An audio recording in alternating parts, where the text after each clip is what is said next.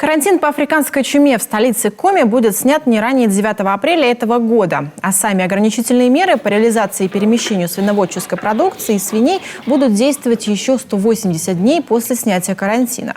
И только через год личные подсобные хозяйства смогут снова содержать свиней. Об этом стало известно во время встречи в региональном Минсельхозе с владельцами личных подсобных и представителями крестьянских фермерских хозяйств, которые находятся в первой угрожаемой зоне. Обо всех тонкостях им рассказали специалисты ветеринарного управления и Россельхознадзора по Коми. Определены цены, по которым будут производиться выплаты в соответствии с расценками, которые предоставила Комистат. Цена гораздо выше, чем 90 рублей. Это будет 113 рублей без учета НДС.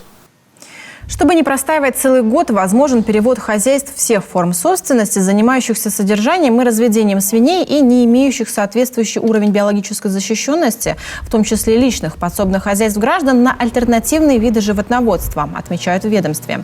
Например, они могут заниматься разведением птиц или кроликов. Кстати, на эти направления по линии Минсельхоза предусмотрена государственная поддержка.